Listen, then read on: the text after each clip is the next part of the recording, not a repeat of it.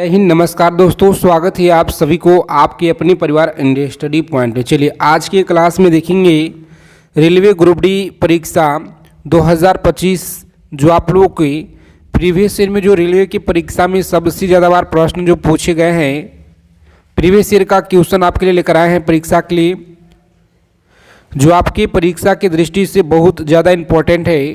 तो अगर आप सभी साथी इस बार रेलवे ग्रुप डी एग्ज़ाम को क्रैक करना चाहते हैं तो साथ ही इस क्लास को बिना स्किप किए हुए आप लोग अंत तक देखिएगा, क्योंकि आज की क्लास में हम आपके लिए सेलेक्टेड मोस्ट इम्पॉर्टेंट क्वेश्चन लेकर आए हैं।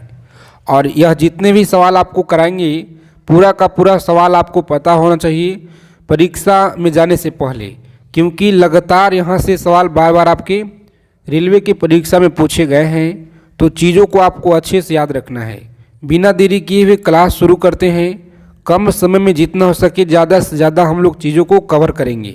तो जितने प्यारे साथी चैनल पर अगर पहली बार जुड़े हैं तो फटाफट से चैनल को आप लोग सब्सक्राइब कर लीजिए और बगल में बेल आइकन प्रेस करके ऑल पे ज़रूर आप लोग सेव कर लीजिएगा। देखिए सवाल है कि राष्ट्रीय मानवाधिकार आयोग में सदस्यों की संख्या कितना होता है, बताएंगे आप लोग। राष्ट्रीय मानवाधिकार आयोग में सदस्यों की संख्या क्या होता है? तो इस प्रश्न का सही आंसर है सी ऑप्शन। याद रखेंगे, सी ऑप्शन रहेगा राइट आंसर।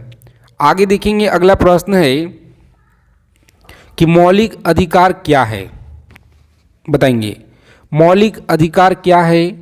तो साथ के साथ आप लोगों को आंसर भी करते चलना है। यहाँ पे सही आंसर याद रखिएगा, ए ऑप्शन को लॉक करेंगे।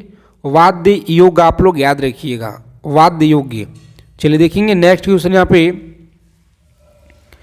बताइए लोकपाल संस्था के सृजन की जो अनुशंसा है सर्वप्रथम किसने की थी? लोकपाल संस्था के सृजन की जो अनुशंसा है सर्वप्रथम किसने की थी? तो सही आंसर आप लोग याद रखेंगे, बी ऑप्शन को लॉक कीजिएगा। प्रशासनिक सुधार आयोग के द्वारा आप लोग याद रखेंगे जी, बी ऑप्शन हमारा सही आंसर है। आगे देखेंगे, अगला प्रश्न है कि निम्न में से कौन सा भारतीय क्षेत्र भूटान के साथ सीमा नहीं बांटता है? बताएंगे कौन सा भारतीय क्षेत्र है जो भूटान के साथ सीमा नहीं बांटता है? क्या बिहार होगा, असम है, सिक्किम, अरुणाचल प्रदेश है? तो याद रखेंगे बिहार राज्य है। कौन सा? बिहार आप लोग याद रखेंगे, जो कि ए ऑप्शन में आपका राइट आंसर है जी। और आप लोग कमेंट करके बताइएगा क्लास के अंत में कितना आज के प्रैक्टिस सेट में आपका स्कोर आया है। ईमानदारी से आप लोग कमेंट करके बताइएगा। भारत में बेरोजगारी से संबंधित मुद्दों का अध्ययन किया जाता है। भारत में बेरोजगारी से संबंधित मुद्दों का अध्ययन किया जाता है। सही आंसर आपको याद रखना है, ए ऑप्शन आप लोग याद रखेंगे। कौन सा? ए ऑप्शन रहेगा साथी राइट आंसर। आगे देखेंगे, अगला प्रश्न है कि नरेगा को मनरेगा नाम कब दिया गया? बताएंगे नरेगा को मनरेगा जो है यह नाम कब दिया गया? तो ए ऑप्शन को आप लोग याद रखिएगा, 2 अक्टूबर 2009 को यह दिया गया। ठीक है, तो यह सवाल आपके लिए बहुत इम्पोर्टेंट है, इसे आप लोग याद रखेंगे। सभी साथी कॉपी पेन लेकर आप लोग लिख लीजिए, एक एक चीज़ों को परीक्षा में जाने से पहले आप लोग इसे याद कर लीजिएगा। चलिए देखेंगे, यहाँ पे अगला सवाल है कि मौद्रिक नीति का जो निर्माण है भारत में कौन करता है? मौद्रिक नीति का निर्माण भारत में कौन करता है? तो याद रखेंगे आरबीआई के द्वारा। किसके द्वारा जी? आरबीआई के द्वारा आप लोग याद रखेंगे। आगे देखेंगे, अगला प्रश्न है आर.एन. मल्होत्रा कमेटी निम्न में से किससे संबंधित है? आर.एन. मल्होत्रा कमेटी यह किससे संबंधित है? तो याद रखेंगे सी ऑप्शन को लॉक करेंगे। यहाँ पे बीमा क्षेत्र से आप लोग याद रखेंगे जी। कौन सा है? बीमा क्षेत्र से आप लोग याद रखिएगा। चलिए सभी साथी बताएंगे फटाफट से। यहाँ पे 10 नंबर सवाल है आपकी स्क्रीन पे। लगातार आपकी रेलवे की परीक्षा में यह क्वेश्चन बार बार पूछा गया है जी। हिंदू वृद्धि दर किसी वृद्धि दर से संबंधित है? हिंदू वृद्धि दर किसी वृद्धि दर से संबंधित है? तो यहाँ पे आप लोग याद रखेंगे, बी ऑप्शन को लॉक कीजिए। राष्ट्रीय आय आप लोग याद रखेंगे, बी ऑप्शन सही आंसर है। आगे देखेंगे अगला प्रश्न है कि निम्न में से कौन सा डीडीटी से संबंधित सत्य है। बताइए आप लोग, सत्य है, सही आंसर है बी ऑप्शन। कौन सा? यह एक जो संपर्क कीटनाशक है, तो बी ऑप्शन हमारा राइट आंसर है जी। आगे देखेंगे अगला प्रश्न है, याद रखिएगा निम्नलिखित में से क्या जल से हल्का होता है। बताएंगे निम्नलिखित में से जल से हल्का क्या होता है। सोडियम, एल्युमिनियम, मैग्नीशियम या मैग्नीज होता है। तो सभी साथी एक एक चीज़ों को आपको याद रखना है साथी। ए ऑप्शन आपको याद रखना है। कौन सा? ए ऑप्शन आपको याद रखना है जी। चलिए देखेंगे अगला सवाल है, 13 नंबर सवाल है कि निम्न में से किसने भारी जल का खोज किया था। भारी जल का खोज किसने किया था? तो अच्छे से आप लोग याद रखेंगे, डी ऑप्शन को लॉक कीजिए और आगे बढ़ेंगे। अगला प्रश्न है, टूटी हुई हड्डियों को रक्षा के लिए प्लास्टर ऑफ पेरिस का जो प्रयोग है होता है। टूटी हुई हड्डियों को रक्षा के लिए प्लास्टर ऑफ पेरिस का प्रयोग होता है। सही आंसर क्या है? तो याद रखेंगे जिप्सम का होता है जी। किसका? जिप्सम आप लोग याद रखेंगे। चलिए देखेंगे नेक्स्ट क्वेश्चन। यहाँ पे अगला प्रश्न है कि एक कार बैटरी में प्रयुक्त जो विद्युत अपघटन है यह क्या होता है। तो याद रखेंगे आप लोग, एक कार बैटरी में विद्युत अपघटन क्या होता है। सही आंसर आप लोग याद रखेंगे, यहाँ पे डी ऑप्शन को लॉक करेंगे, सल्फ्यूरिक अम्ल आप लोग याद रखेंगे। चलिए देखेंगे नेक्स्ट क्वेश्चन है, एंजाइम मूलत क्या है। एंजाइम मूलत क्या है? तो अच्छे से आप लोग याद रखेंगे, बी ऑप्शन को लॉक कीजिएगा। यहाँ पे प्रोटीन आपको याद रखना है। कौन सा है जी? प्रोटीन, बी ऑप्शन आप लोग याद रखेंगे। चलिए देखेंगे यहाँ पे 17 नंबर सवाल है, शरीर का जो तापमान है नियंत्रित करता है। शरीर का तापमान नियंत्रित करता है। सही आंसर आप लोग याद रखेंगे, डी ऑप्शन को लॉक करेंगे। यहाँ पे हाइपोथैलेमस आप लोग याद रखिएगा जी। यूरिया किससे संश्लेषित होता है? बताएंगे 18 नंबर सवाल है आपकी स्क्रीन पे, यूरिया किससे संश्लेषित होता है। सही आंसर सी ऑप्शन आपका है। कौन सा? यकृत से आप लोग याद रखेंगे, सी ऑप्शन है आपका राइट आंसर। आगे देखेंगे 19 नंबर प्रश्न है कि पीताम्बरी एक प्रजाति है। पीताम्बरी एक क्या है? तो प्रजाति है। सही आंसर आप लोग याद रखेंगे, यहाँ पे लॉक करेंगे ए ऑप्शन को और आगे बढ़ेंगे जी। अगला प्रश्न देखेंगे, यहाँ पे सभी को याद रखना है, चेचक होने का कारण क्या है। बताएंगे आप लोग फटाफट से कमेंट करके, चेचक होने का जो कारण है यह क्या होता है। तो प्यारे साथियों आप लोग याद रखिएगा, यहाँ पे सही आंसर है सी ऑप्शन को लॉक करेंगे एग्जाम में और आगे बढ़ेंगे जी। अगला प्रश्न देखिए, और आगे चलने से पहले मात्र छोटा सा आप सभी से रिक्वेस्ट है कि जितने भी साथी अगर चैनल पे पहली बार जुड़े हैं तो फटाफट से चैनल को आप लोग सब्सक्राइब कर लीजिए, ठीक है, और बगल में बेल आइकन ऑल पे सेव कर लीजिएगा। 21 नंबर क्वेश्चन है, विद्युत धारा किसी उपकरण से नापी जाती है। जो विद्युत धारा है किसी उपकरण से नापी जाती है। सही आंसर क्या रहेगा? तो याद रखेंगे आप लोग, इस क्वेश्चन का राइट आंसर है डी ऑप्शन। कौन सा जी? ए मीटर आप लोग याद रखिएगा, ए मीटर। आगे देखेंगे अगला प्रश्न है 22 नंबर क्वेश्चन कि निम्न में से किन्हें भारत में अंतरिक्ष कार्यक्रम का जनक कहा जाता है। बताएंगे अंतरिक्ष कार्यक्रम का जनक किसे कहा जाता है। तो सभी को याद रखना है, यहाँ पे सही आंसर है साथी ऑप्शन नंबर डी। कौन सा? विक्रम साराभाई आप लोग याद रखिएगा जी, विक्रम साराभाई। चलिए देखेंगे अगला सवाल है, अफीम का मुख्य अवयव क्या है। अफीम का जो मुख्य अवयव है यह क्या है। बताएंगे इस प्रश्न का सही आंसर क्या रहेगा। तो आप सभी लोग अच्छे से याद रखिएगा, सही आंसर साथी डी ऑप्शन। कौन सा? डी ऑप्शन आप लोग याद रखेंगे जी। चलिए देखेंगे अगला प्रश्न है, रोजाना आप लोग क्लास में जुड़ेंगे सभी लोग। देखिए ब्रिटिश प्रधानमंत्री विंस्टन चर्चिल नोबेल पुरस्कार जीता था। बताएंगे नोबेल पुरस्कार जीता था। सही आंसर क्या है? इस प्रश्न का राइट आंसर है साहित्य के लिए। सी ऑप्शन को एग्जाम में लॉक करेंगे और आगे बढ़ेंगे। आगे देखिए 25 नंबर प्रश्न है कि निम्न में से कौन सा शास्त्रीय नृत्य अपने वर्तमान स्वरूप में मुगल परंपरा से प्रभावित है। बताएंगे अपने वर्तमान स्वरूप में मुगल परंपरा से प्रभावित है। कथक, कथकली है, भरतनाट्यम है, मोहिनी अट्टम है। तो अच्छे से आप लोग याद रखिएगा कथक है जी। कौन सा?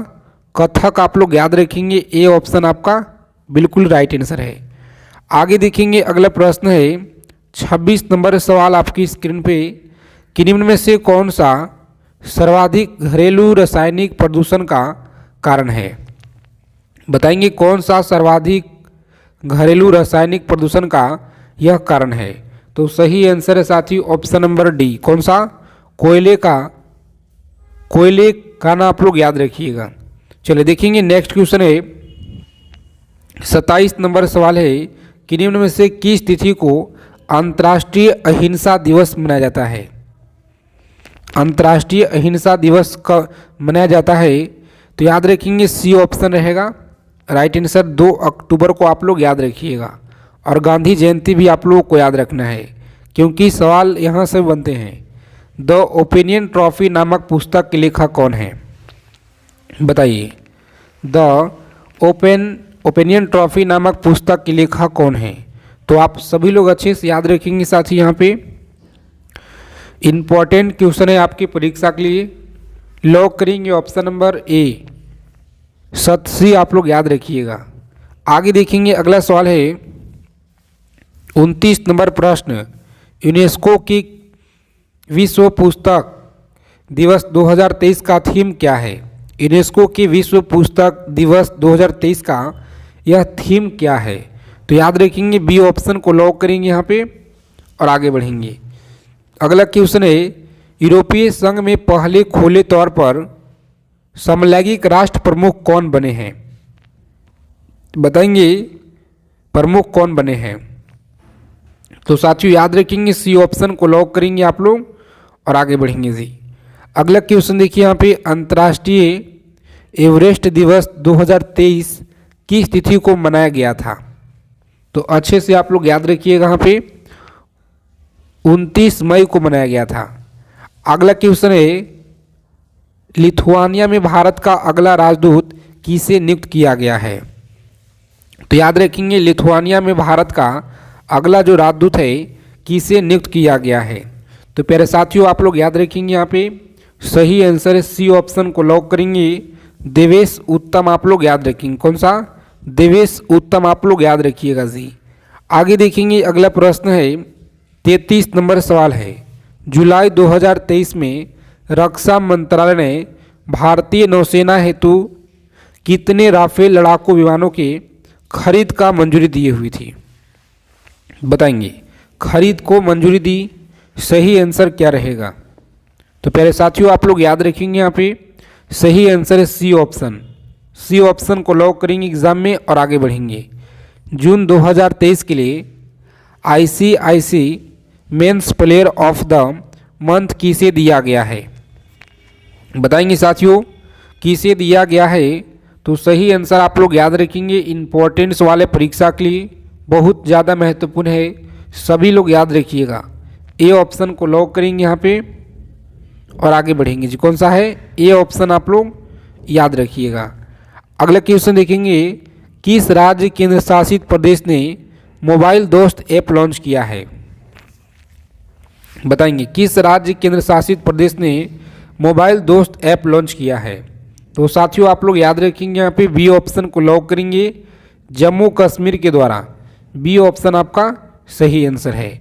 रक्षा मंत्रालय ने सशस्त्र बलों के लिए सुरक्षित और पौष्टिक योजना हेतु किस संस्था के साथ समझौता किया है। बताएंगे आप लोग किस संस्था के साथ समझौता किया है। तो अच्छे से आप लोग याद रखेंगे ए ऑप्शन को लॉक कीजिएगा यहाँ पे और आगे बढ़ेंगे जी। आगे देखेंगे अगला सवाल पूछा गया है आपकी परीक्षा में पैरा एथलेटिक्स विश्व चैंपियनशिप 2023 में किस भारतीय ने पदक जीता है। बताएंगे साथी कि इसने जीता है, तो डी ऑप्शन को आप लोग लॉक करेंगे। विषाद कुमार आप लोग याद रखिएगा। किस अंतरिक्ष एजेंसी ने, बताएंगे किस अंतरिक्ष एजेंसी ने क्रेप्स 1019 नामक आकाशगंगे में सबसे दूर सक्रिय सुपर मैक्सिव ब्लैक होल की रचना की है? तो आप लोग कमेंट करके बताइएगा सभी साथी। आगे देखेंगे, अगला सवाल पूछा गया आपके एग्जाम में, वैज्ञानिक ने किस ग्रह पर फास्फोन के निर्माण को खोज की है? बहुत अच्छा सवाल है आपके लिए परीक्षा की दृष्टि से। बताइए आप लोग, क्लास के अंत में अपना अपना स्कोर भी बताना है, कितना आज आप लोग सही किए हैं आज के प्रैक्टिस सेट में जी। ठीक है, तो अच्छे से आप लोग याद रखिएगा। यहाँ पे सही आंसर है बी ऑप्शन। कौन सा? B option.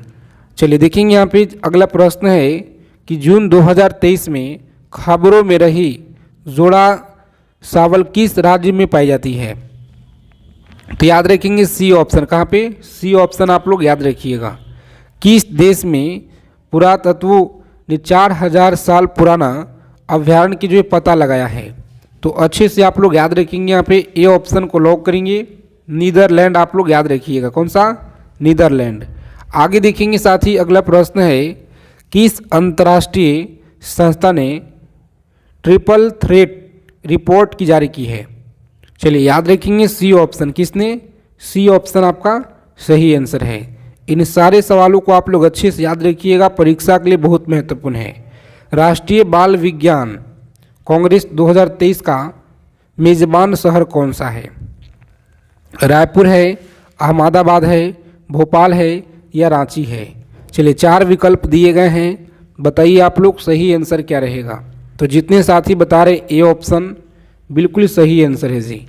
आगे देखेंगे, अगला प्रश्न है कि 19वीं फीफा बास्केटबॉल विश्व कप 2023 का मेजबान देश कौन सा है?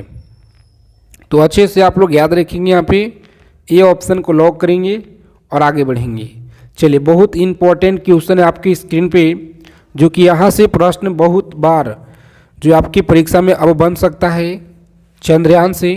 तो इसका स्पेशल टॉपिक पे वीडियो बना दिए हैं, जाइएगा आप लोग पॉपुलर में, तो वहाँ पे आप लोग देखिएगा, आपको मिल जाएगा। चंद्रयान के मात्र 19 मिनट का वीडियो है, उसे आप लोग पूरा कंप्लीट कर लीजिएगा परीक्षा में जाने से पहले। चंद्रयान 3 में कितने पेलोड हैं? तो साथियों आप लोग याद रखिएगा, यहाँ पे कितना है कमेंट करके आप लोग बताइए। और आज की क्लास में इतना ही। क्लास क्वेश्चन अगर आपको अच्छे लगे तो क्लास को लाइक कीजिएगा। रोज़ाना आप लोग क्लास में जुड़िए। जैन साथी, मिलते हैं अगले क्लास में अच्छे टॉपिक के साथ।